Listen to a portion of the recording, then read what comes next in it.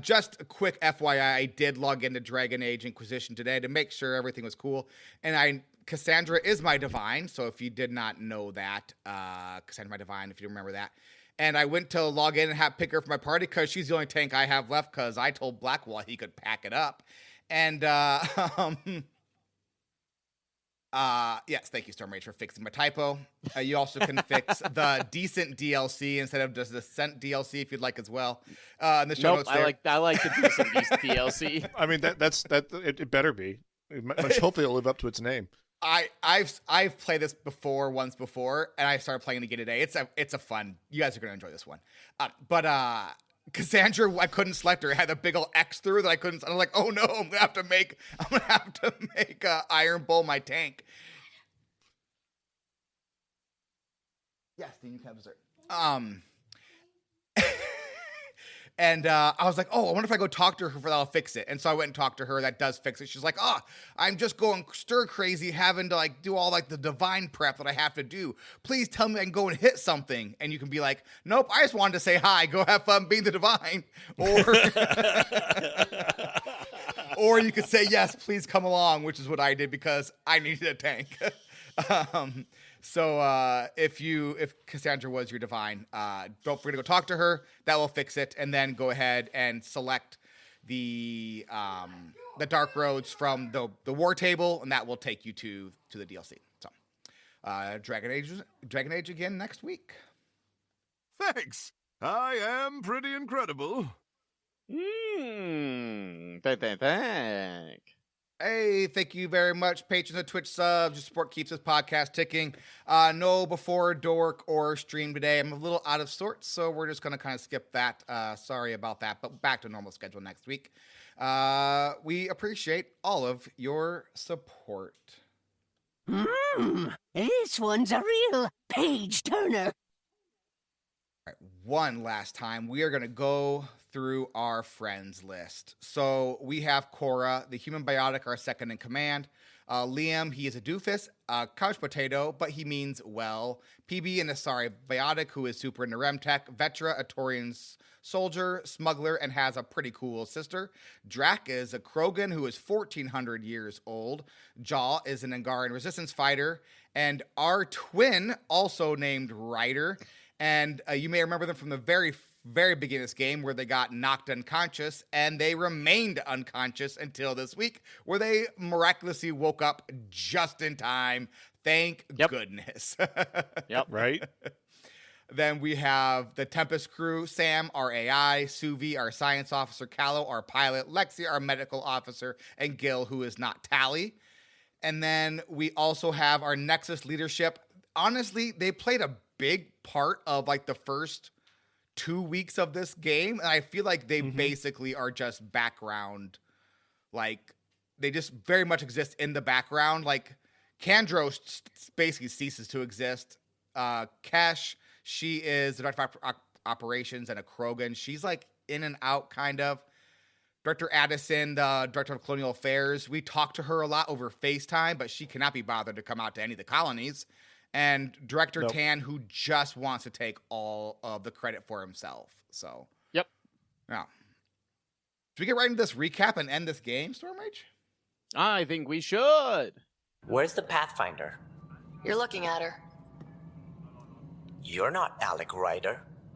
We're still not Alec Ryder. But where we last left off, we had saved the Solarian Ark and had gained the coordinates for where we believed Meridian to be. Meridian seems to be the central focal point for all the various remnant vaults and monoliths throughout the system, and we believe that if we get to Meridian, we will be able to either clear out all the Scourge, which has decimated various planets and flight lines, and we can also hypothetically turn back all the worlds into the golden worlds that we first saw some 600 light years ago.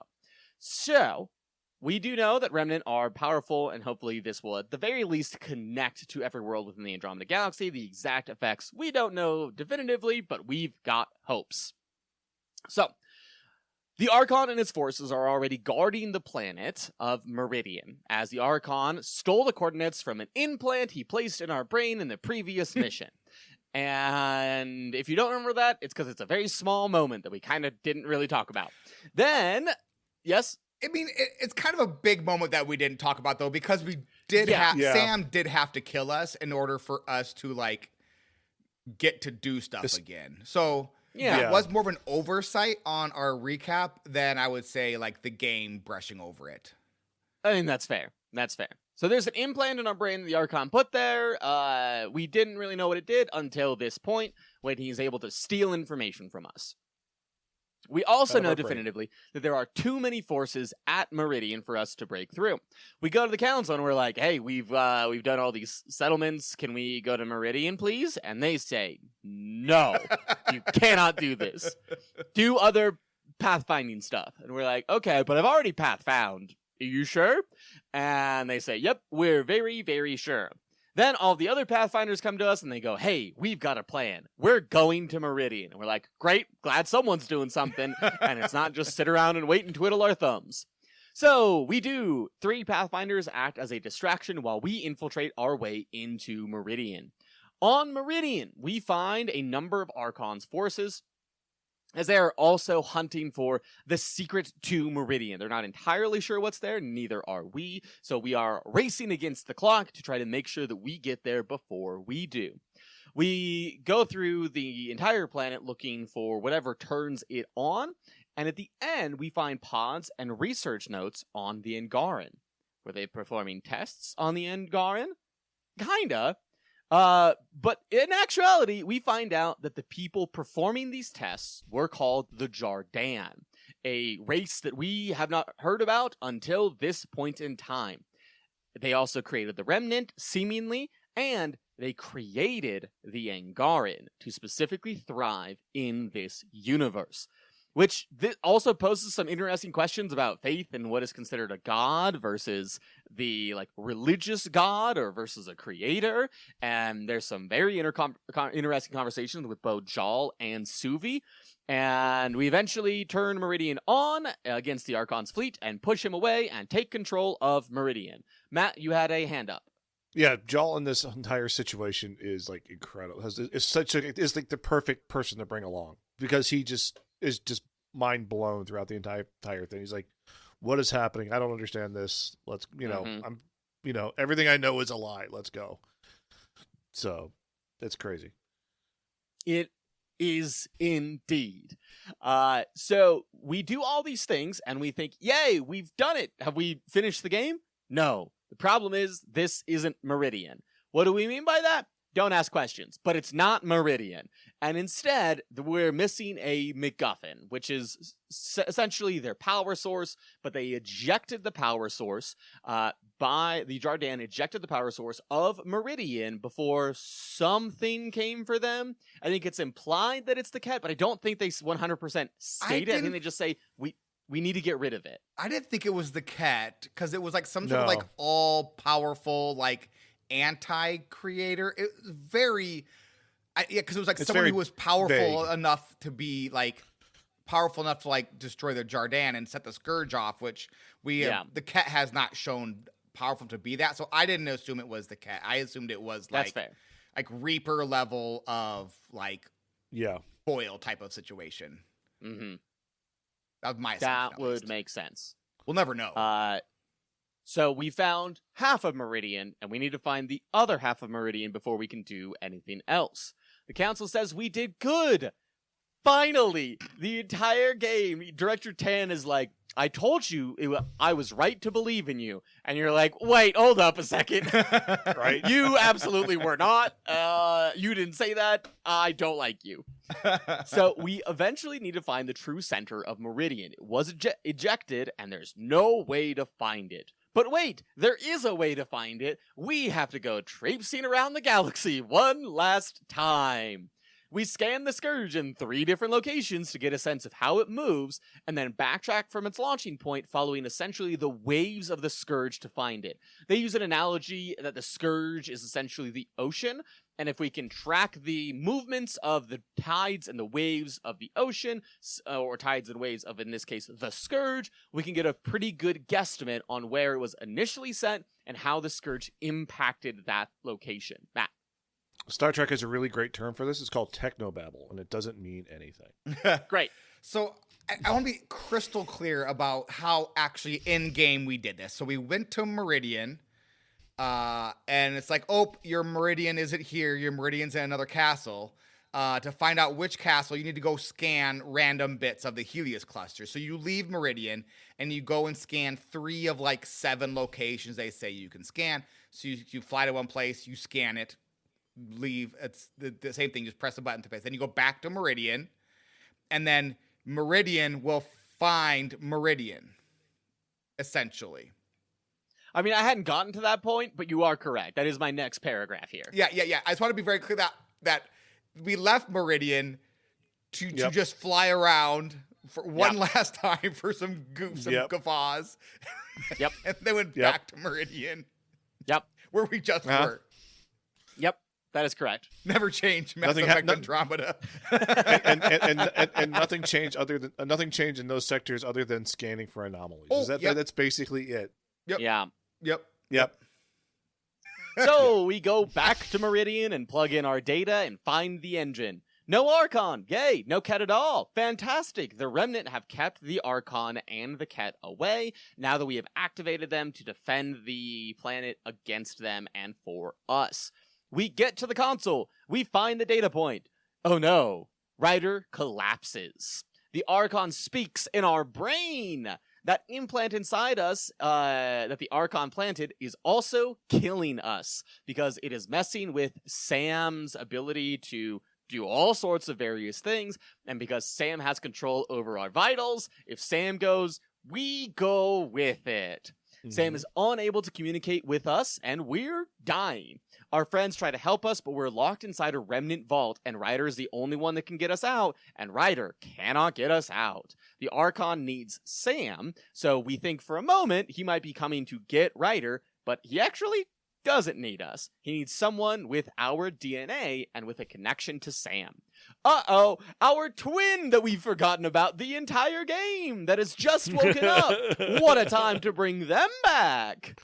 The Archon launches an assault on the Hyperion, the human Ark, in order to kidnap our brother. Sam is still able to communicate with our brother and tells our brother that he needs to reset the Sam node or else the true Ryder, I wrote here, aka us, will die. But by doing so, it will send out an energy pulse and the Archon will know where we, the other Ryder twin, it's very confusing on the difference. So non-special Ryder will eventually be caught and non-special Ryder will get a death sentence. They fight through the Hyperion and reset Sam before being taken alive.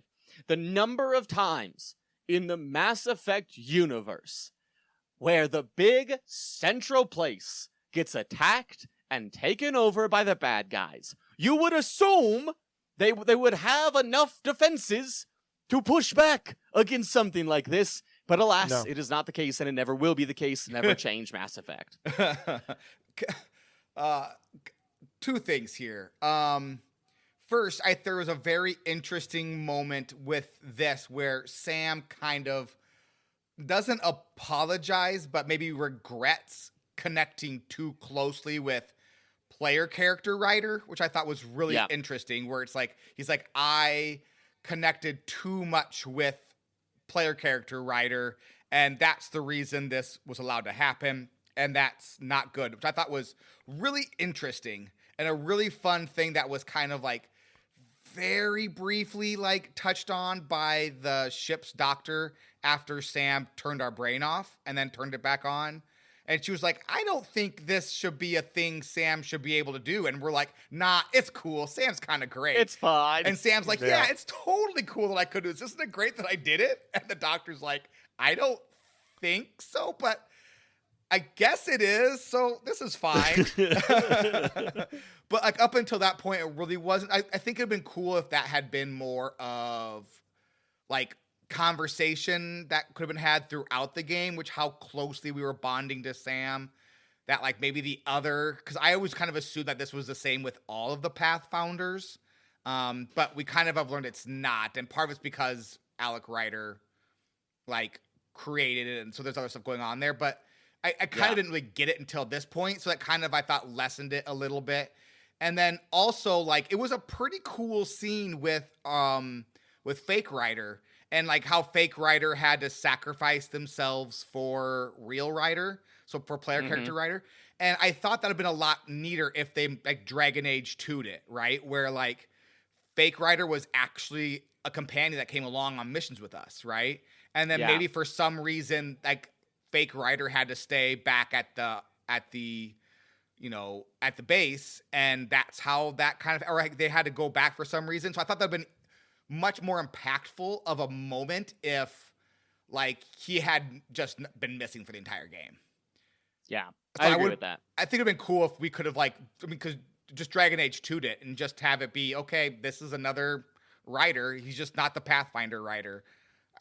Yeah. Just kind of a little quibble. It was still a very neat scene in a moment. I thought that like with very little screen time, they made a very interesting character. So kudos to the writers there. I think it could have been like way more impactful and much more interesting and much more fun. But like with just like literally like 2 or 3 scenes essentially made a very interesting character. So yeah. So after our near death, Sam is gone from Ryder. Sam is unable to communicate, and Ryder is unable to communicate to Sam. And we're still stuck inside that remnant vault. We try to open it once, doesn't work. We try to open it a second time, we basically get an aneurysm. We try to open a third time, it finally works. We board the Tempest barely alive, and we need to get to Meridian, the true Meridian, but we don't have resources. But we've got to try. We put out a call to everyone in the galaxy to help. We also are able to activate the entire fleet at Meridian of remnant ships to act as our bulk forces in this final fight between us and the Archon. We head to Meridian with this massive fleet behind us, and all the Pathfinders are there to help. So is the Nexus, so is whoever we saved between Drax Scouts or the Solarians that we talked about last week, and whoever you supported on Kadara, whether that was Sloane or What's-His-Bucket, who tried to have a sniper kill somebody in an honorable duel. You hit the ground and work your way towards where your brother is being kept, with your allies flanking you all around. It's a pretty cool scene, and there's a lot of fun moments of dialogue that pops in of like, we've got your back, Ryder, and then they pop in, they help you kill some dudes. It's a really well done mission. I like this final mission a lot. A deal. Agreed. The stakes of this final mission are if we fail, the Archon will turn Meridian on and exalt everyone in the galaxy all at once. So it's best we prevent that from happening. We work our way to the core, and doors start opening, leading us to somewhere. It's our brother! Our twin! He's helping! We make it to our brother, and Sam, and the Archon. The Archon begins doing bad stuff, determined that he's eventually, for sure, this time, absolutely going to kill us. Our brother tries to help us out by opening various doors and bridges and things of that nature, and our other companions, in addition to the 2 that we have, end up landing and helping us out in kind of like a Mass Effect Citadel DLC type manner, where they drop in on each side and they help you out for a brief while with that specific section. It's, again, delightful. Very fun. I love the fun of this final scene. I think it's really, really well done.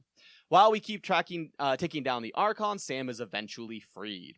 With Sam's help, we eventually beat the big bad. Huzzah! If we have all the Pathfinders united around us, we can help save the human ship from crashing during the mission. Otherwise, the human director goes down with the ship. Either way, the ship is crash-landed onto Meridian. We cut to a week later. The humans have colonized Meridian since the ship can't move, and we get word that the Quarian Ark made it. The Quarian Ark also containing the Solarians and the... not the Solarians. The Hanar and the Elcor, 2 of the best races in the Mass Effect world, and we are warned to stay away. If only there was a DLC. Dano. Yeah, I was going to be clear that by made it, they're in the Helios cluster with us, but they are very much in trouble and need to be path found. Yep. Cannot wait to play that DLC. We playing that next, or are we gonna go to Dragon Age? I think we should probably save that for next Xmas Effect. Yeah. Yes. Yeah. Why not? I mean, obviously it was written. Like, I mean, and it probably had work done too, if I had to guess. Yeah. I don't know. It's genuinely phenomenal how much they didn't do. Matt? I do have a question. Like, since there's room for 4 of those ships on the Nexus, right? Did they know one was going to blow up on the way? Is that? I think that There were 4. There were 4, so they would have technically would have 4. So where would the 5th one go? It's comes up the bottom. Who's to say? Yeah, just had an extra one just in case, Well, they just knew that Torian Arc was going to blow it anyway. So exactly. If you have one, you have none. You need at least 2. Anyway. It makes me so mad. It's very frustrating. At the end, we have this little scene where we talk to all of our companions one last time. We're basically like, yes, let's save the galaxy. Let's continue to save the galaxy, drive back the cat. We've done great work. We also get to nominate who is essentially the president of the galaxy. Like, that's not what they call it, but that is what the position is. Definitely interim president of the galaxy. Like, this is... Yes, before an official election can be held. And you can choose between the Krogan Morda, the Solarian Pathfinder, the director of the colony on Eos. You can also choose the Moshai, who we've talked about a couple times before, and I can't remember who else there is. Just those 4, right? Just those 4. Okay, it might be just those 4. Yep, just those 4. Who did everybody choose? I want to hear what you did first, Stormrage.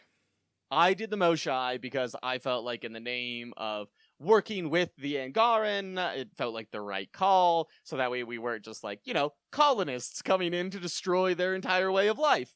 And that way we were working with them to help build a galaxy together. We're making their lives better, Stormrage. Right. We're just kicking out the existing leader. It's fine. Matt, nope. Matt. No. no. I picked the Angar, the Moshai. The Moshai. Same reasons. I picked Morda because I think the Ket deserve it. Like, first of all, like the Krogan. Oh, not. You mean the Krogan? Yeah. I picked the Krogan. The Ket deserved the Krogan. Yeah. First of all, that was a successful colony, unlike anything else that they've done. That wasn't like just like obviously there was the human ladies at the pirate colony up, but like I don't think we want to set up a criminal racket. The Morda set up a successful colony on a difficult to live place, way better than anyone else in the Andromeda Initiative did. So I was like, yeah, she obviously can do it. Plus, it made Tan really mad. Yeah, that's fair. That's the best reason, honestly. So at the very end, after we have our final word with our friends, we got on the ship, and if we have all of our golden worlds at 100%, we can head back to the planet where it all started, and the world is renamed after us, Ryder. But only for that one scene, and never in any sort of game mechanical sense. It's a fun scene, but it doesn't change anything, and it's just a little silly. Just change the name. Yeah, I don't know why they didn't.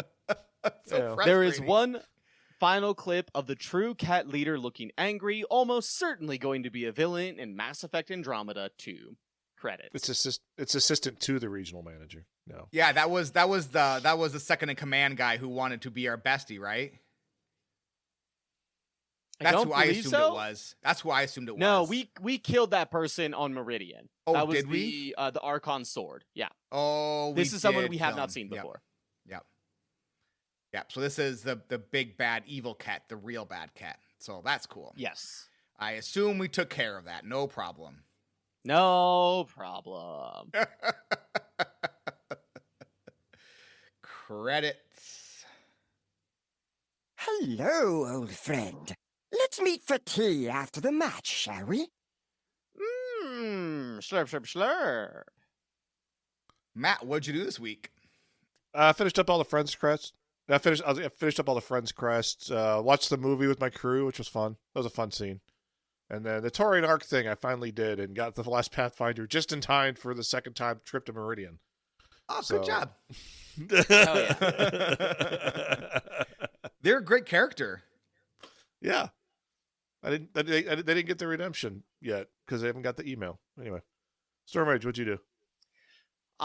There is a quest that you begin in like chapter 1 of the game where you begin to unlock various memories that your dad has. And you have to unlock various memory triggers by going to certain places on every planet. And I finally went through, I picked up all the triggers, I watched all the memories, and you could find a number of very important things about the world and about the state of things. Basically, the Andromeda Initiative was started with the fact that Commander Shepard was going to be right about the Reapers. And they wanted to build something that was going to leave the galaxy before the Reapers came. We also have some final transmissions from Liara to Sony, who basically says, the Reapers are here. I hope you were able to get out. In addition, the person that is the founder of the initiative I ran out of money pretty early on into the development process, and instead had to turn to somebody that is simply referred to as the Benefactor. It is not the Elusive Man. That is confirmed. That's the only thing that we know, is that it's not the Elusive Man. The Benefactor funded this without ever giving us any sign of who they were, what even race they were, anything along those lines. And then when we get to Andromeda, the Benefactor has the director of the initiative assassinated. And we don't know basically anything else, because all of that was likely going to be in Mass Effect Andromeda 2. But alas, we'll never know. It is hands down the coolest reveal in the entire game. That they were fleeing the Reapers. This was like the humanity and, you know, the Milky Way's last best hope was like, we think this is the only way to save our civilizations is to run away. And so we're going to run away, and we're going to team up with a pretty shady dude and or dudette to do it. But the other option is to die. Right. And it's like, that's super cool. And it was hidden behind this super mundane, pretty boring, and kind of like annoying little quest line. And I was like, should have been revealed. The minute this game starts, this should have been revealed. They fled the Reapers. Should have been revealed immediately. This should have been a crawl at the beginning of the game, like, you know. It's my not so good. I'm gonna get into it again, so we don't have to get into it now. Okay, but we're talking about this in a little bit, anyways. So for me, I did that quest as well. I thought about 100% in the game. I had like 98% done on the Galaxy. I had like 6 of those McMuffin quests where you have to go and kill enough of the things to do it. And I was like, I didn't have the heart to do it. I didn't do it. And then I finished the movie quest as well, which is another one where you basically at the very beginning of the game, Liam's like, hey, we should have a movie night. Go pick up this movie. And we're like, cool, we can do that. And then, like, it just becomes this thing where it's like, oh, we need snacks. Oh, we need Torian-specific snacks. Oh, we should be able to watch it in Angaran 3D. Oh, we should be... It's like everybody keeps having you go to, like, different places and buy something for 6 credits. And so throughout the entire game, you're making these little stops amongst the Helios cluster to buy these little things for your party members. And after the game is over, you talk to Liam and he goes, so I'm still down with having the movie if you are, but like it's becoming this big thing. And you're like, no, I'm good. He's like, great, can you go and get one more thing then? And I'm like, jeez Louise. So we go back, pick up the final McMuffin, and he's like, all right, we're all ready to go. Let's watch the movie in your quarters. Just let me know when you're ready if you need to clean up or anything, which I thought was actually pretty fun. And so we go and we watch the movie, and it's actually a really, really fun scene. Like, pretty annoying quest. Like, why not have this just be like them saying they're picking these things up? I'm not sure why I had to go, but whatever. Like, end up being really fun. Acknowledge requisitions. Like, just have it so that you can buy from the kiosk on board. Yeah. Be like, hey, can you give me 6 credits so I can buy this? Perfect. Great. Yep. Or maybe have this table that you are standing around often, and you can just look down and see and move pieces around and assign tasks to people. You know, we could call it that like sounds impossible. the war table, even though we're not really at war. We could call it like the But the Kanban board. Like, I don't know. So it takes a bit of time and very little credits because you don't use credits for anything in this game. Very much Mass Effect 1 money, by the way, gear and money, where it's like none of it matters. Yeah, the only thing that it matters for is respecking. Realistically, outside of that, you early on it struggles a little bit, but after that, you just have so much. And so you have this one big movie scene with all of your best friends in your quarters. And it's this big cheesy action movie, and Liam's like, who's on board for skipping the 20 minutes of boring dialogue to go right to the fun action bit? And then someone's like, we can't do that. And Ryder's like, me. And so you skip to the action bit, and it's this big death scene. And then Ryder goes and acts the death scene out. And then there's like a fun, like little tender moment with like your boyfriend or girlfriend. And then that scene ends, and it's this one cool last like thing with your best friends, which... very cool final quest. And I was, be honest, I was pretty frustrated with it by the time we got here because it was like the entire game I've been dealing with this stupid movie quest. But then it really did pay off quite well. So I was happy with it. But that was how the game ended because that's post-credit scenes. So then before you can finish the movie quest. So you actually have to keep on playing after the game is done to get to it, which I don't know, I can appreciate that. It's pretty fun. Taste my grilled cheese. Munch, munch, munch. What is our first good?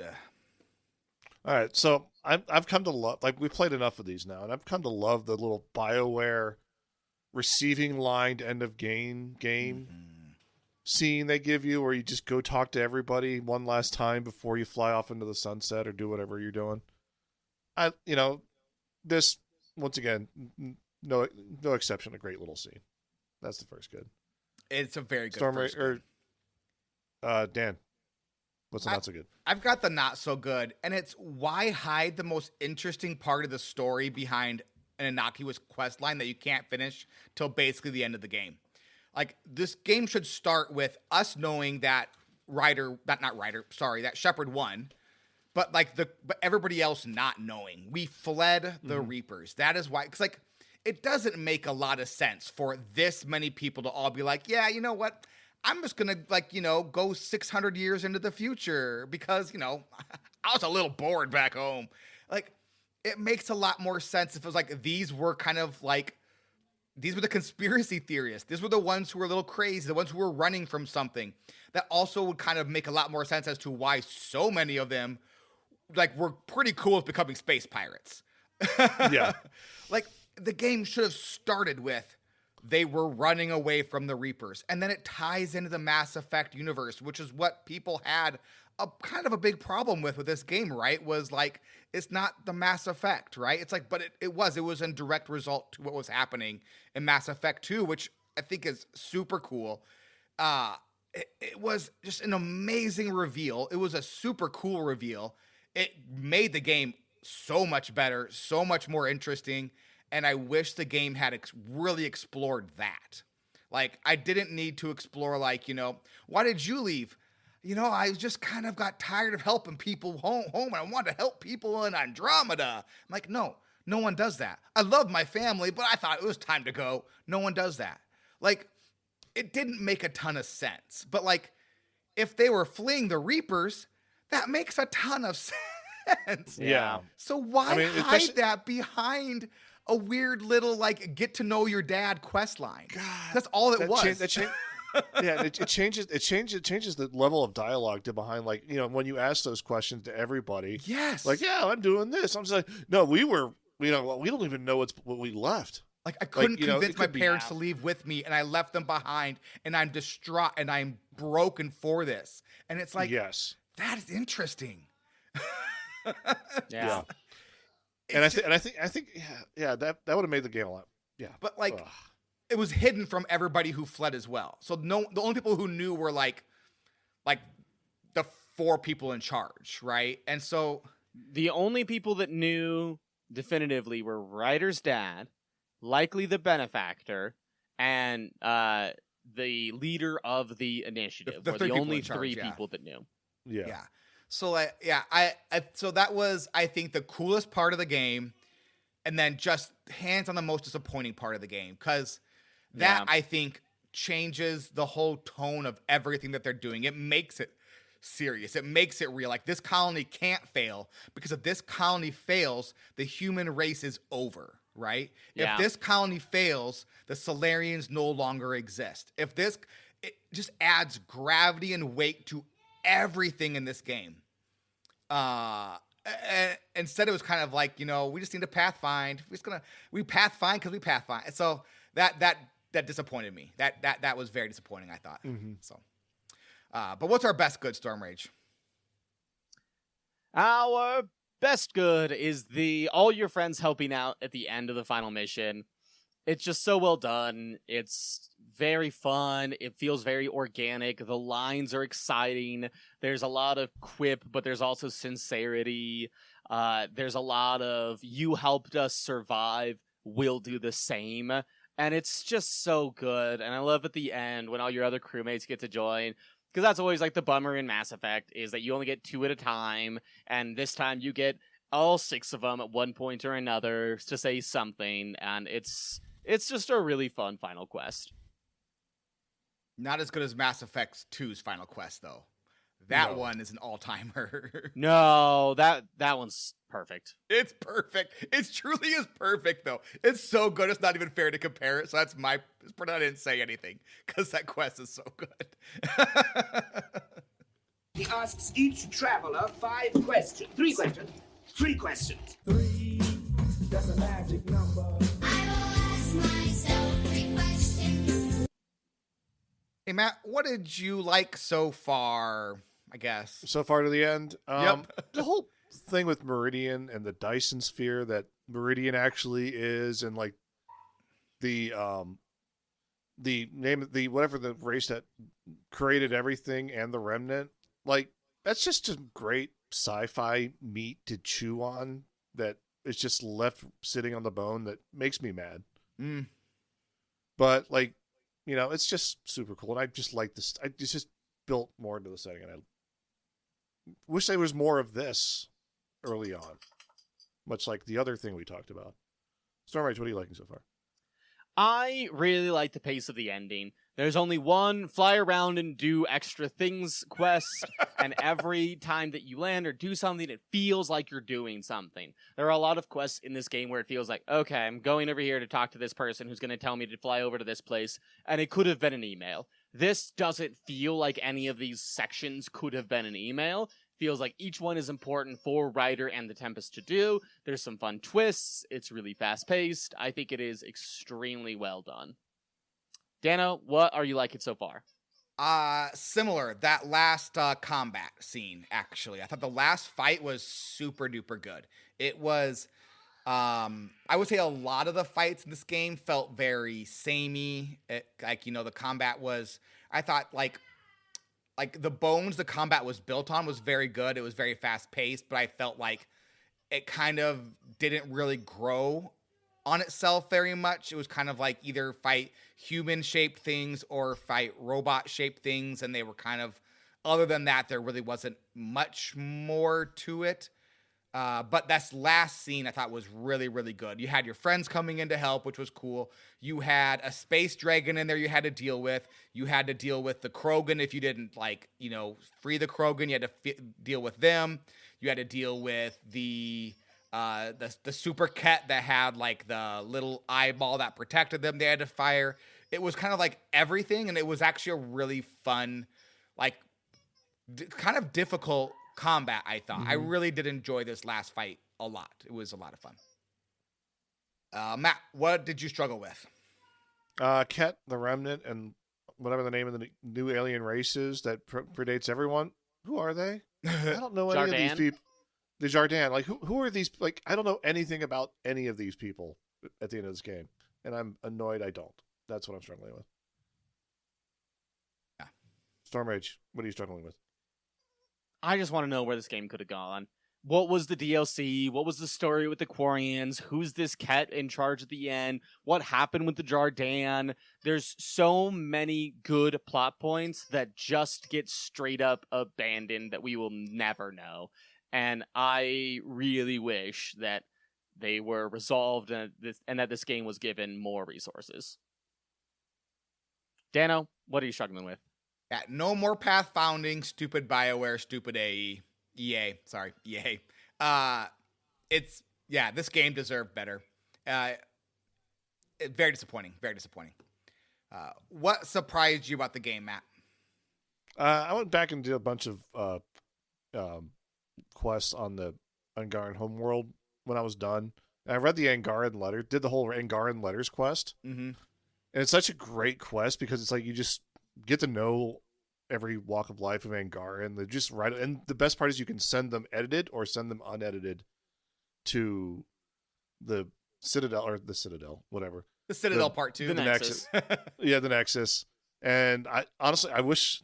Does that have any outcome on anything, or does anybody say? Is there background dialogue even that like say anything about those letters? Kind of. So if you send it edited, Director Tan is like, "Thank you for sending this along. This is very honest feedback." And if you said it edited, he's like, "This seems unbelievable." And then if you send it unedited, he's like, "Thank you. This is really interesting and good." Oh, that's good. Something like That's that. nice. Yeah. But it's another email. Yeah, it's just another email quest, but yeah. But yeah, it is, but nothing like major changes, but like you get a response based on what you send. So Okay. But yeah, that's a good quest. I enjoyed it. Storm Rage, what surprised you? The moment where Ryder almost dies for real this time is really awesome. You feel powerless in that moment because you're still controlling the character, but you're like barely moving. And so you could try all you want, nothing's working. The urgency of everyone, your companions are calling for immediate evac. The signal's not getting through. If your love interest is there, they kind of break down a little bit. I had PB with me, and she was like, "I'm not losing you." And the acting was so good and so earnest, and it was one of my favorite moments in the entire game, and I think it was just performed and written really, really well. Dano, what surprised you? I'm going to remember this game fondly. It was a good game. Like, I imagine in a few years, I won't even remember, like, the warts. And just remember how solid the story is, how solid the voice acting was, how great the best friend quests were. This game had quite a bit going for it.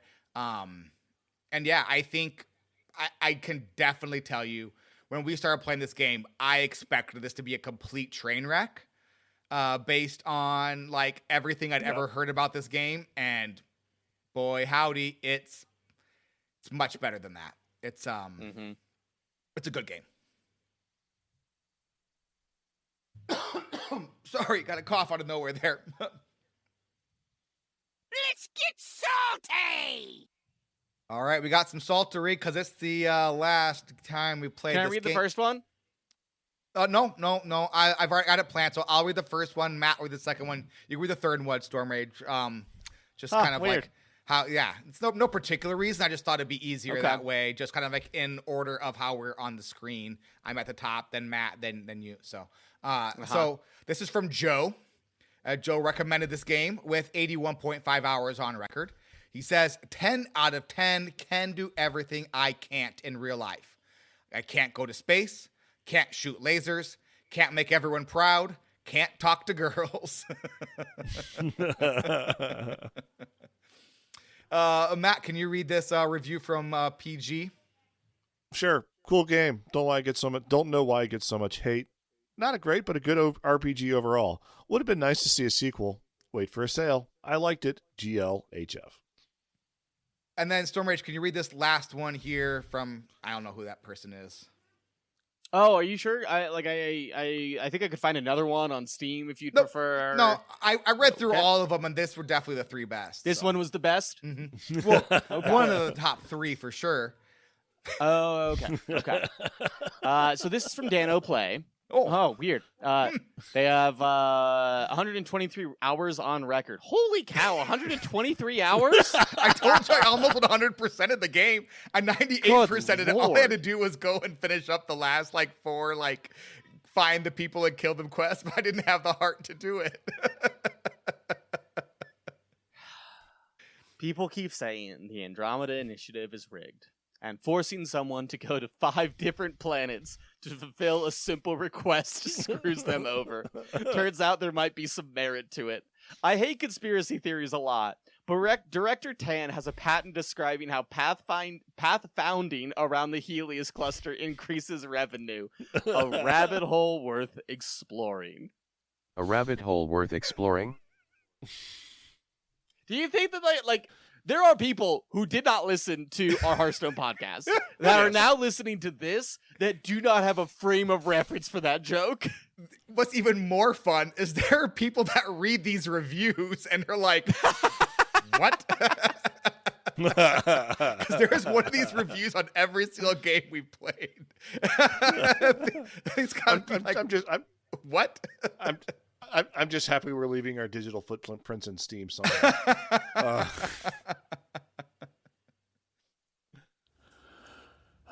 Game reviews. Game reviews. Storm Rage, do you want to kick us off? Yeah. Mass Effect Andromeda is a game full of ebbs and flows. The combat is extremely clean and fun. The side quests are too long. The voice acting is phenomenal. The facial expressions are laughable. Yeah. The writing at the beginning of the game has some genuinely terrible moments. The writing at the end, the writing about your companions, amazing. The biggest hit to the game is that it is wildly too long for no particular reason. Yes. The side quests would be much more tolerable if only they didn't bounce between planets the entire time. The expected time to beat this game is around 40 to 60 hours with some amount of additional side content. I think this game has 20 to 30 hours of truly superb content. As in, rival the initial trilogy of a Mass Effect type of content. Simply phenomenal. Then, well, it has the rest. I liked this game a lot more than I expected to, both the first time I played it and now. I think I'll probably play it again someday. It's extremely fun as long as you just play the main story and the companion quests. That's where I'll keep my focus. This game deserves a sequel, and a DLC, and more patches. It deserves so much more than it got. Even so, I had more fun than I expected with this game, and I'm grateful for what we got, even if it isn't perfect. Matt. If EA weren't cowards, this game would have been great. Unfortunately, they gave into the internet backlash and killed the game before it even had a chance to get started. From what you told me, said week 1, Storm Rage. Yeah. It didn't lose support until about a month out was when it lost support, they announced that they were no longer going to support it. Yeah, that being said, the game has its problems. The side quests, like you said, are filler. A lot of them could be handled at, say, a table with advisors or other Pathfinders as you find them, give you a reason to find those Pathfinders. The mysteries of the Remnant and the Ket not being resolved is a problem that, unfortunately, they needed sequels to take care of, and they never got them. Many of the choices you make don't seem to matter in the long run either. That's also, these choices probably would have paid off in a sequel, but EA, being EA. I really enjoyed my playthrough this game, and like you said, the companion quests are the main attraction, and the story, the relationship with your crewmates are the real story. The main storyline is great, fine to great in a lot of places. The Ket are faceless, and the Remnant are just robots, but again, EA. The Krogan still remain the most interesting Mass Effect race they have ever done. I still had that feeling kind of like near the end of the game when we're coming into existing colonies and kind of cleaning the place up, gentrifying a little bit. It's like, are we the baddies still? I don't know. Maybe the whole hidden storyline would have helped with, making this make me feel better about things. The Angaran are pretty interesting, but we only get to know Jaw really well. The rest are just kind of like random aliens. And also, it felt like I never had to go back to the Nexus for any reason post the first couple trips of this game. Enjoyed gameplay wise. I enjoyed enjoyed the shooter. I enjoyed the game when it finally decided what it wanted to be: a shooter, a platformer, a follow the alien plumbing game, an elaborate glyph Sudoku puzzle. Like, game, is this what this game is? Like, sometimes I couldn't tell. The Remnant Vaults felt very samey, which I guess is the point. My playthrough as a ninja was fun. Squad mates did things, I guess. The Mako 2 is the best Mako. And putting a brake and gas pedals on the triggers of the controller was the correct way to do it, because that's how driving games work. I have a new wheel and pedal setup, and I want to try it with the new Mako. I want to see if it works. I don't see myself coming back to this game anytime soon, unfortunately. It's Mass Effect 2 and 3 are just better games to play. With also great characters. Like, Morden is the greatest character in Mass Effect. I'm sorry, he is. Andromeda doesn't live up to the trilogy and never really could, because it's the first trilogy. We'll see if they ever make Mass Effect 5. I think it's 5, or is it 4? I don't know. It's titled Mass Effect 4, but it is the 5th Mass Effect. Okay, I don't trust EA to stick with anything. So that's basically my review. Like, I'm looking forward to like seeing if Exodus is any good, but I'm not holding my breath. No. So it looks interesting, at least. It looks interesting, yeah. Dan? So I scanned every single planet that was in the Helios cluster that they presented to us. So, and they kept on presenting them throughout the game, and up to the very end, there were still, like, up to the last reveal, here's 10 more planets to go scan. And boy, it was really awful. It was very passive. Like, in the old games, you would fly around the systems with your ship. In 3, you had to run away from the Reapers, which was a ton of fun. And then when you actually scan the planets, you would physically scan them with your scanners and find stuff. In this game, you just flew to the system, and you'd get this big, like, bird's eye view of the system, and you'd select a planet, and it would do a cut scene to the planet. And then the science officer would say something, or she wouldn't. If Suvi didn't say anything, you just left and went back to the bird's eye view. If Suvi did say something, you held right trigger and followed the arrow to the thing. And that was it. There are a lot of systems and a lot of planets in this game. And there's no reason for them to be in the game. They don't exist for anything. And even it's very passive. And I feel like a lot of this game is kind of like these planets and these systems. It's like they put them in the game because they felt like they were supposed to be in the game, but they never really had a purpose for them being in the game. It felt like the game didn't have proper direction. Now, that being said, this game is nowhere near as bad as its reputation would make you believe. Heck, it actually does some things really, really, really well. The best friend quests are probably the best friend quests in any game I've ever played. We've talked about it a lot, and keep on talking about it. If you like your friendships in games, play this game, because they are so good. The quests are so good. They're so interesting. The cast was absolutely fantastic. The voice acting was great. The music is good if poorly implemented. Like, some points you'd get like this big booming score of music, and it's like you just chilling on a planet. You're like, why did it do that? But the music was still good regardless of that. I think where the game falls flat on its face is that it's open world. And I imagine it's open world for the same reason Diablo 4 is open world. Because someone in some C-suite somewhere heard that RPGs have to be open world. There's no other really reason for them to have implemented this game this way. There wasn't any interesting story behind a lot of it. And I think that was disappointing. the game's best quests, the main game's best part is the main story, which is very good, and the best friend quests, which are fantastic. The game's side quests are bad for the most part. Maybe some of the worst of any game, maybe not ever, but they're pretty poor. But what's frustrating is some of the side quests are actually really good. Like the firefighters quest was really, really interesting, even though like 30% of it takes place over email and you have to wait for it to kick off. The actual quest itself was fun and interesting, and the story it told was good. So there are diamonds within like the side quests, but it's so hard to find them. I don't think I'll return this game, but the only reason I won't is that the story is left unfinished. This 100% would have been another BioWare game that would come back to every 4 years or so when I get an itch and dive back into the world of Mass Effect or Dragon Age.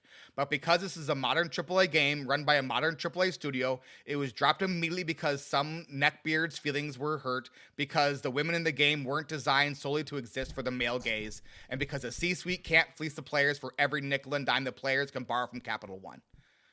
Is this a great game? No. Is this a good game in an interesting world? Yes. Should you buy this game on sale and play the main quest and all the best friend quests? 100% yes. This game is so much better than what you have been told. Mm-hmm. Should we move on to our rankings? Yes. So we have played more than 10 games somehow at this point. So we are going to change how we do this. We are just going to rank our top 10, but we are going to start with all the other games we have played so that you can remember that, oh yes, Dan still hates Obra Dinn and whatnot. So outside of your top 10, Storm Rage, what are the other games that exist there for you? So I only have one outside the top 10 at this point because I've played 11 games versus your guys' 12. And so my outside the top 10 is Cult of the Lamb. And then Matt? Darkest Dungeon and Cult of the Lamb. And then my are Obra Dinn and Cult of the Lamb. I really, Cult of the Lamb isn't that bad of a game. No, it's not that bad of a game. It's just not a game that I vibed with. No. I could get how people would love that game. It just was not. I don't think it worked really great for us. But they're still making putting stuff out for content. The game. Right? Yeah, it's more successful than Andromeda ever was. Like, yeah. All right, Matt, what's your number 10? Number 10 is Obra Dinn. Storm Rage. My number 10 is Darkest Dungeon. And my number 10 is Mass Effect 1. What is your number 9, Matt? Dragon Age Origins. Storm Rage. Chrono Trigger. Mine is Dragon Age Origins. What is your number 8, Matt? Mass Effect 1. Ooh. Storm Rage. My number 8 is Dragon Age Inquisition. Ooh. My number 8 is Mass Effect Andromeda. Do you want to go over our rankings now for the game with why we gave it what it is? I think we could do that at the end. Gotcha. All right. So number 7, Matt. Mass Effect Andromeda. Storm Rage. Life is Strange. Ooh. And mine is Chrono Trigger. Number 6, Matt. Dragon Age 2. Number 6, Storm Rage. It's too high on the list, and I know that it's too high on the list, but it's currently Mass Effect Andromeda. That works for me. Right? Mine is Darkest Dungeon. Now into our top 5. Matt, your 5th. Chrono Trigger. Storm Rage. Obra Dinn. Mine is Dragon Age 2. Number 4, Matt. Life is Strange. Storm Rage. Dragon Age 2. Mine is Mass Effect 3. Top 3, Matt. 3rd. Mass Effect 3. Storm Rage. Mass Effect 1. I'm excited that Mass Effect 3 has cracked your top 3 there, Matt. Mm-hmm. Mass Effect 1. Do you go 1, 2, 3, or 1, 2? Is that what you do here? Who's to say? Who's to say?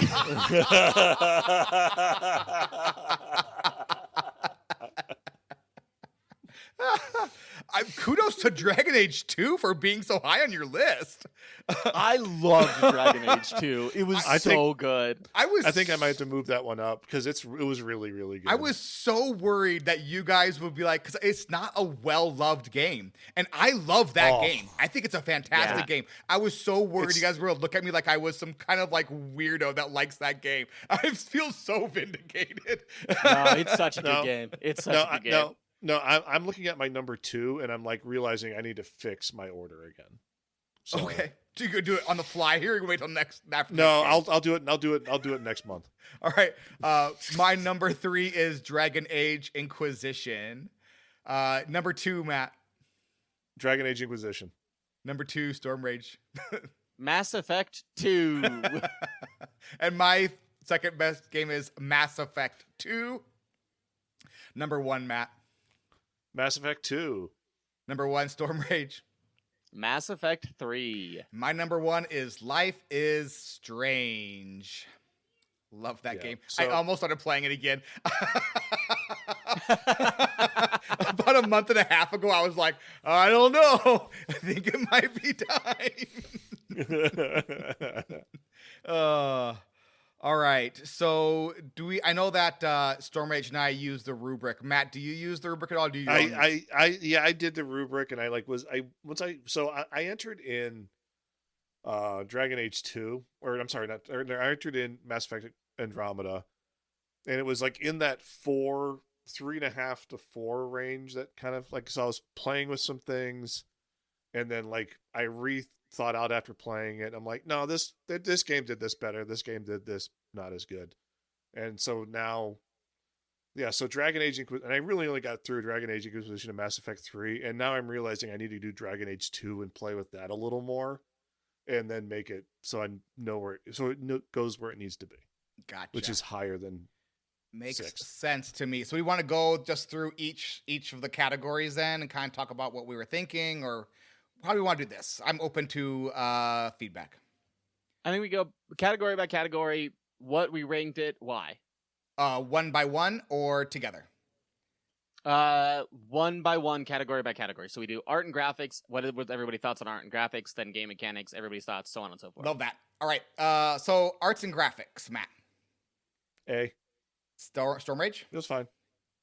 I also give it an A. I think that there are times where this game is genuinely beautiful and it's stunning and there's moments that take your breath away. And then there are moments where you're like, that character's mouth didn't move, but they spoke.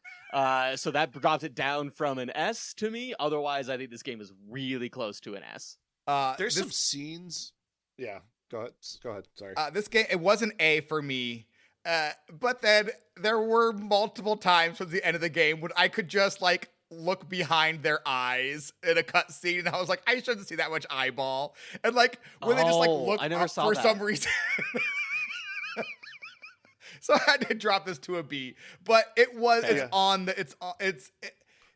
could be either one, and that the hair just is really bad on some characters, like Suvi's hair. Yeah. Why does her hair look like straw? It's very strange. I don't know. So, but there are several screenshots on my Xbox where I was just like, "This looks beautiful." Take a screenshot. Take a screenshot. You could say this is C all the way to S, and I would agree with you because this game is all over the place with art. Like there are parts where like you look up into the sky after you've like finished after you like 100% a planet, and it's like, that is beautiful. That is absolutely beautiful. And there's some parts you're like, wait, why? What's happening here with this character? It really is. It's this game in a nutshell. Game mechanics, Matt. I gave it a B. Like the mechanics, like the gameplay, the gunplay, and everything was great. The scanning annoyed me to no end because the score. Yeah, so that's Storm Rage, go ahead. I gave it an A. I liked the scanning. I liked the Nomad. I loved the combat. I think everything mechanically about this game is phenomenal. But I did drop it down from S because those stupid side quests, if they make me drive across 6 more planets one more time, I swear to God I'm uninstalling. Fair. I actually gave it a C.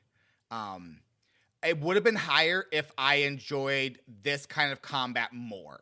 So this is very much a personal rating where like, because the combat wasn't something I really enjoyed a lot, and then the things I do really love that just blew it on, it did drop the game mechanics pretty far from me. Like, it's like the side quests, the scanning, the variation of fights. Like the major fights felt really weak and boring. Like the first Space Dragon fight felt amazing. And then every other Space Dragon fight was exactly the same. Like I'm not saying like they look the same. It was the exact same fight where you hit the red parts on the legs and then you hit the red parts on the face. It was so like the things that I love, it didn't do well, and the things that aren't really my jam, it did pretty good, and so that did drop the game mechanics pretty low for me to a C. Characters, Matt.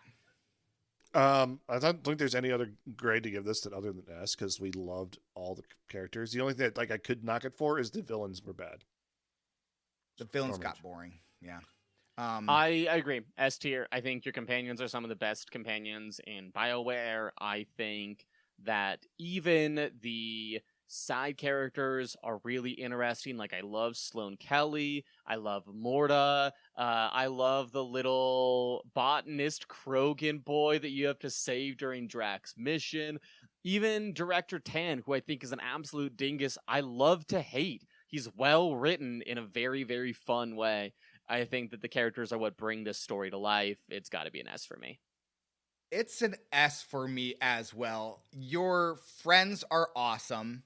The friendship quests are amazing. Ryder is really well done. Like, not enough credit goes towards how interesting Ryder's story is. Because Ryder is just a person who came along because her or his dad wanted them to. And they were kind of thrust into leadership because... I'm not sure we talked about this or not, but like basically the whole point of Sam was to save your mother's life, and you go and find that your mother is still alive. We forgot to mention that. I totally forgot about that. So yeah, like, your mom's still alive. Your mom's still alive, and so the only reason you were given Sam instead of Cora was because your dad wanted you to save your mom's life. And so basically it was like, you're not the right person for the job. The only reason you're there is because your dad wants you to save your mom, and it shows in early quests when people don't trust you and you kind of goof it up. And then by the end, you are the Pathfinder. You're the leader. You're the people they go to pick the president-elect. And it's a really fun, like, it's a interesting journey. It's a fun journey. Unlike Shepard. Shepard starts the hero and ends the hero. There is no journey for Shepard, which is fine. It's perfectly fine. Shepard's amazing. I am not throwing shade on Shepard. I'm not saying Ryder's better than Shepard, but Ryder has a very interesting story, and I think there's not enough credit is given to that. And Director Tan is not really so much as evil as just kind of like your kind of racist boss, which is amazing, right? Like, this isn't a person needs to be thwarted so much as a person that you just kind of like deal with. It's like I love it. I love him so much. Characters in this game were great. They were great. Playability in 2025/2026. Matt. S. There's no problems. Like it plays just fine. I don't have to think about it too much, and it works. Storm Mage. I gave it a B. I ran into some bugs, and there are some things that like weirdly drop here and there. But I think outside of that, there aren't too many issues, but there were still more than a game that was released in 2019 should probably have. I gave it an A. I could have given it a B, but in the end, I thought that the movement was really fun. I enjoyed the movement in this game quite a bit, so I did raise it to an A, great. Though there are problems where it's like, that should have been fixed before you release the game, let alone after patches.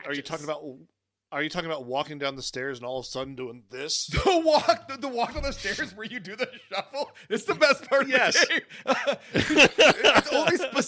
It's only specific stairs too. It's always the same stairs where you're walking the stairs and then you do like a little like crab walk and then you catch yourself. It's insane. It's an insane delight. It's like every time it's like I see it, I laugh. It's just like It's just like I'm like walking down the stairs, and all of a sudden I'm doing the weird Oh. trailing thing. I thought it was just me.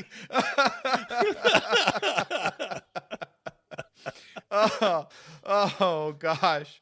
Matt, rate the soundtrack. Soundtrack was B, fine. It was good. There was some weird spots in it, but like overall good music. Just pay attention to triggers. Yep. More, I guess. I don't know. It's weird. Yeah. Storm Storm Rage.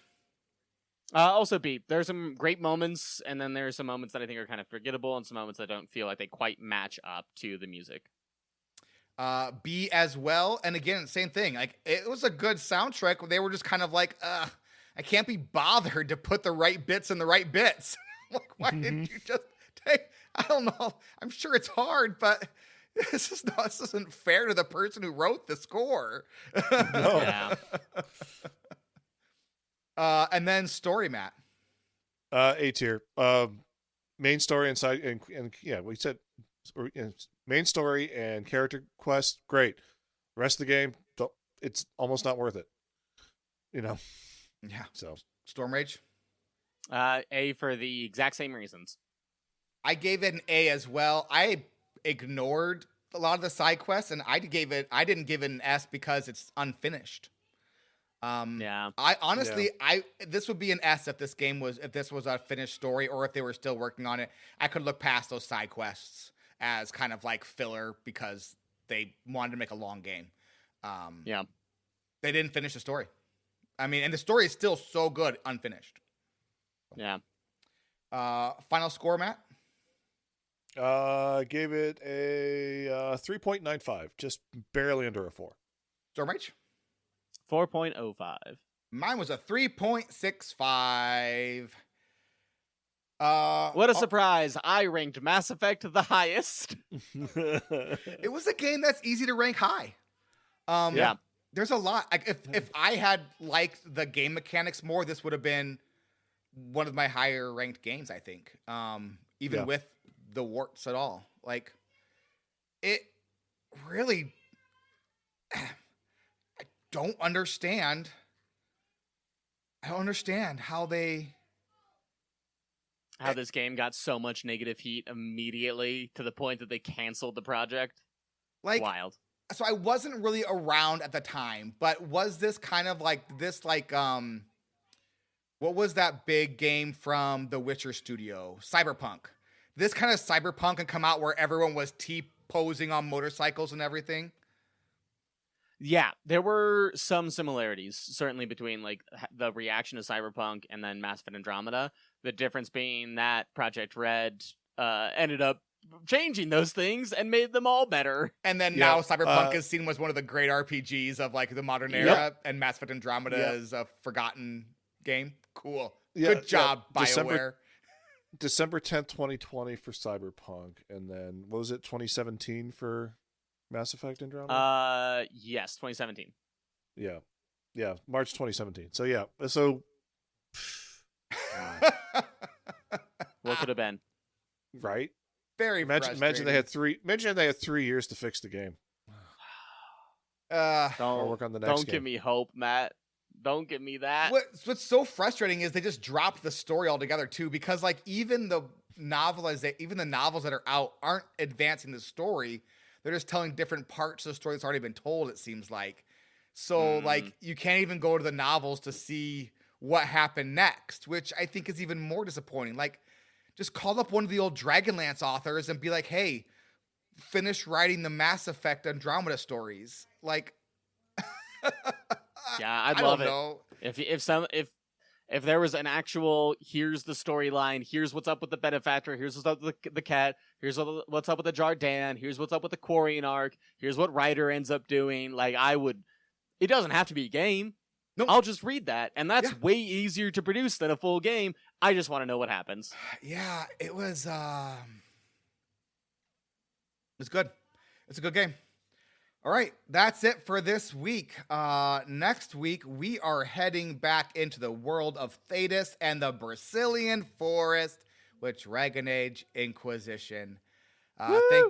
Thank you all so much for listening. Thanks to our page for patronizing us. You can find links to all the interesting stuff in the description of this episode.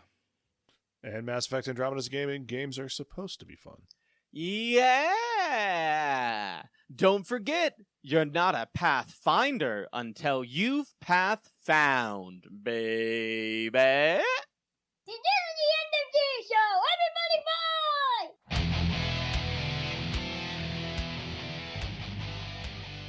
It's wild to me that the same game that has the line, "You're not a pathfinder until you've path found something," also made me cry at the end of the game. Like, how are those two things in the same game?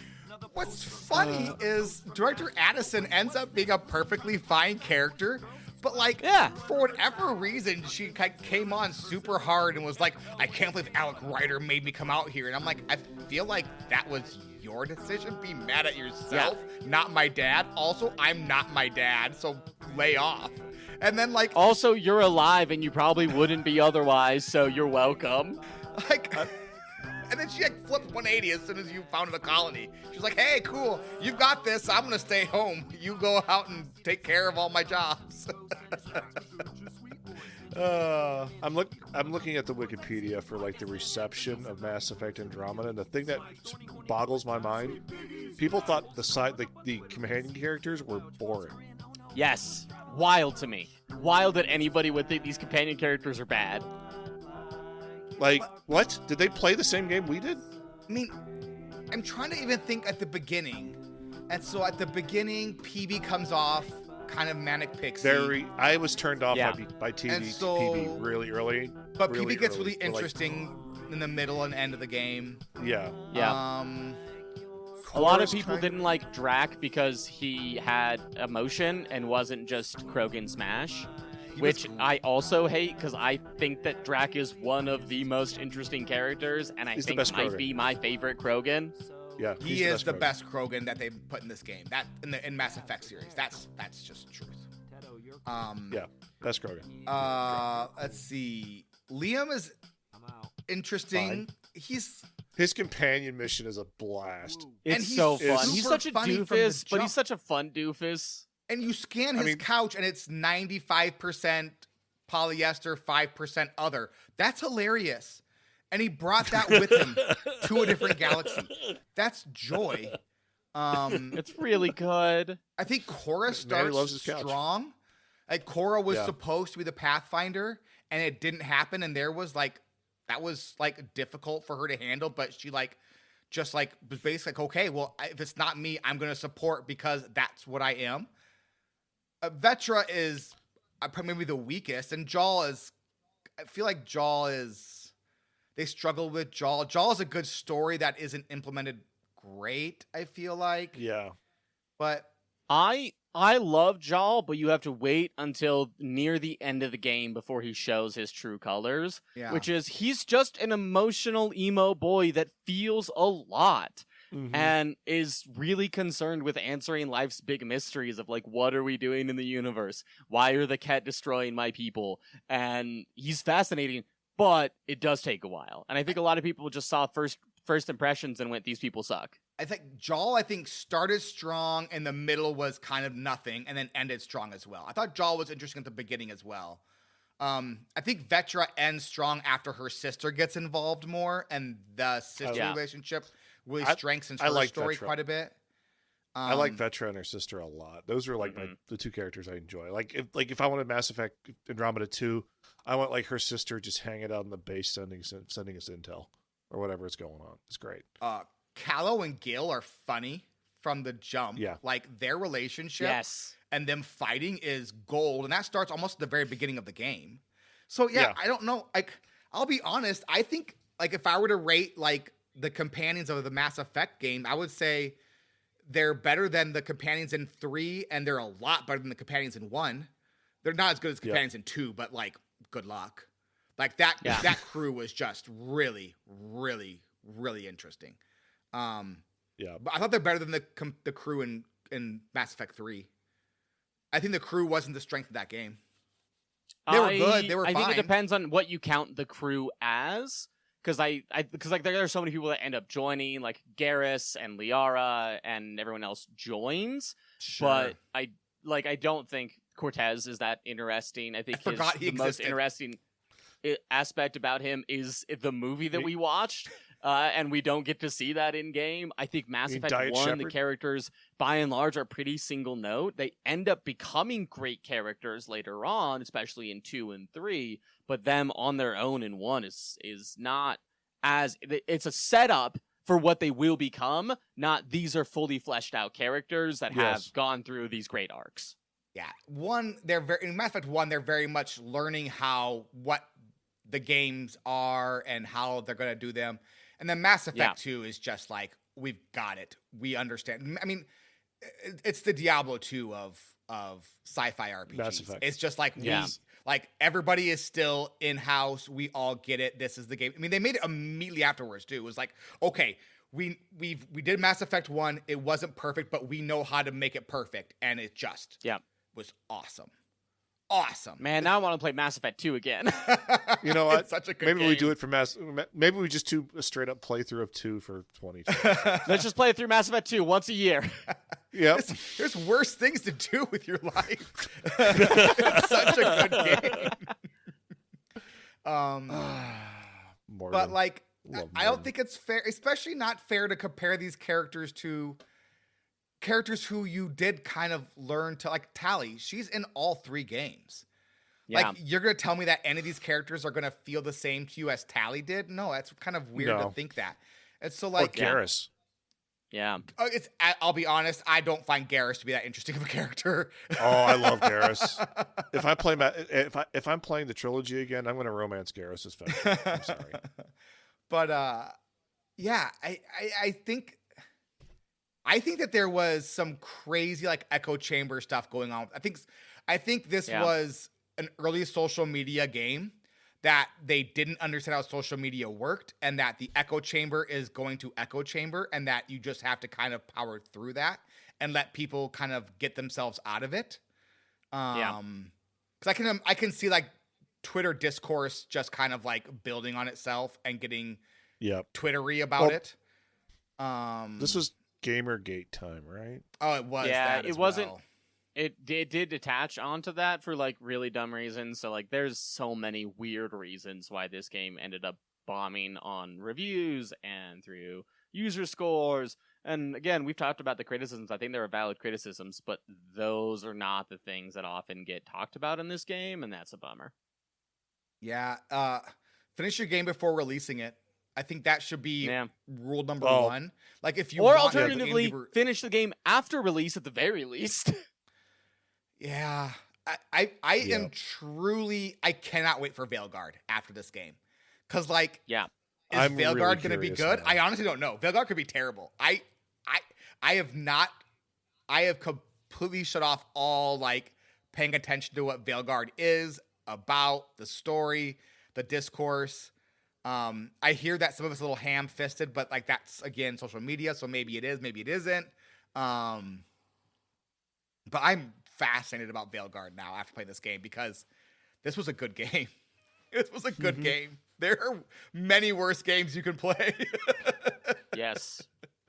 Especially because this game goes on sale. They know that people don't like this game, so it just goes on sale for $5 all the time. It was so just grab it for $4 or whatever it is. It was $4. Play it. It was $4 last week. It's fantastic. It's absolutely worth it. Yeah.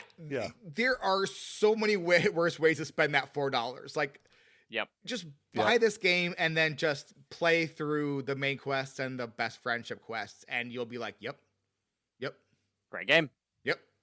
That was $4 well spent. Wish we had spent $4 on it.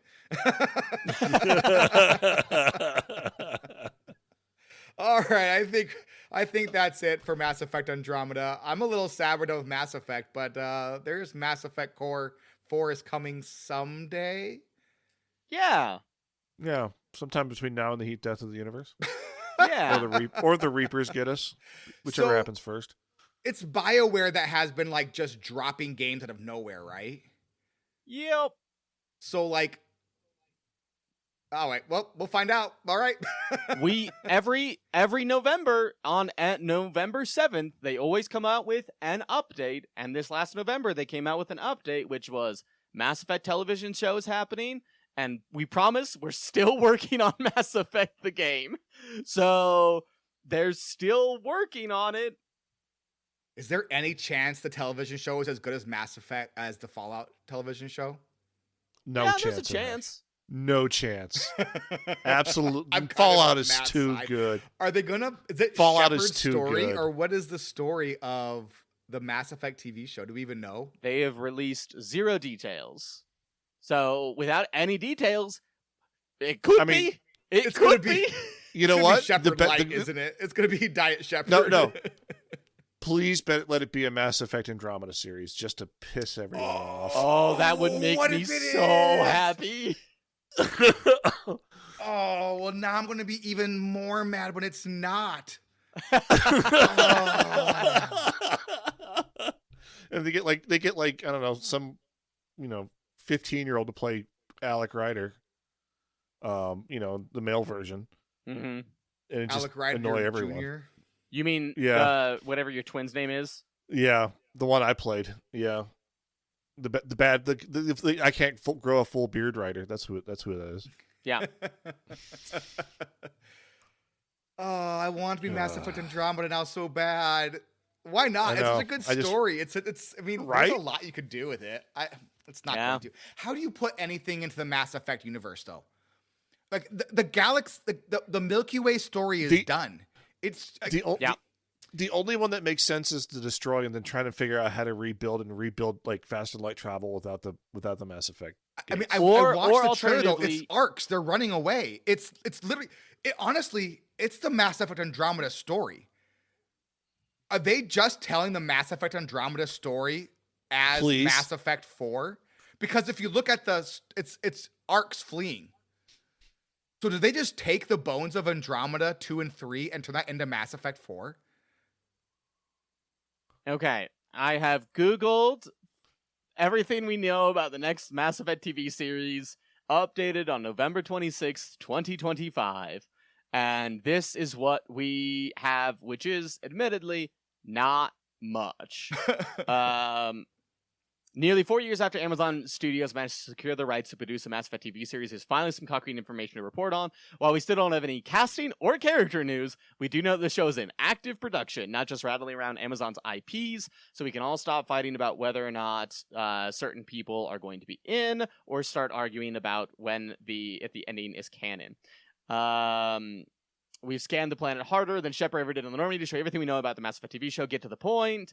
What we know is that Daniel Casey, writer and executive producer for the Mass Effect series, revealed through an Instagram post that the Mass Effect TV show's writer room was greenlit to start at the top of 2025.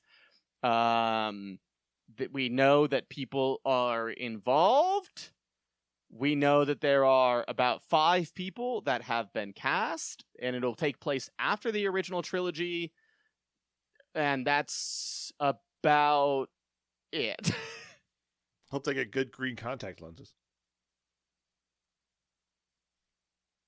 So it's produced by the Fallout TV series team. So this is going to take place at the same time as Mass Effect 4? Because it's taking place after Mass Effect 3. That's when Mass Effect 4 takes place as well. And so this is what I was talking about. So Mass Effect 4, I watched a trailer for Mass Effect 4. And that they are fleeing in arcs, right? And the arcs are getting blowed up. Am I crazy in remembering that? In the Mass Effect 4 trailer? There is no Mass Effect 4 trailer. Sorry, there is one. There's one, and it's nothing. It's zooming in on a planet, and Liara picks up an N-Selvin helmet. Aren't there arcs fleeing though? I think there are like arcs blowing up and fleeing. Aren't I crazy thinking that? I think you're crazy. Can you watch it? If I watch it, if that is the case, I have not seen it. Watch us go longer than the episode, talking about things that are unrelated to the episode. Hey, this could at be this point, it's just us talking about whether or not we're going to Google stuff.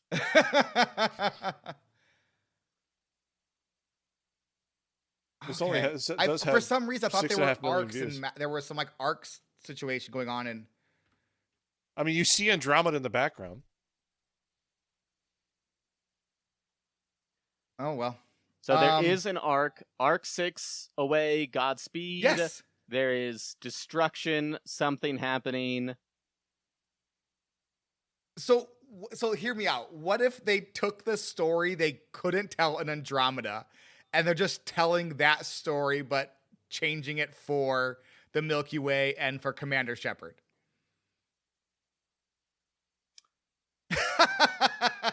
I think we should end it there. This podcast got weird. It's not our fault, though. It's BioWare's fault. This podcast got weird, so blame BioWare. And EA. Did y'all stop recording yet? I think we stopped now. Thank you all so much for listening. We'll talk to you again next week. Bye-bye.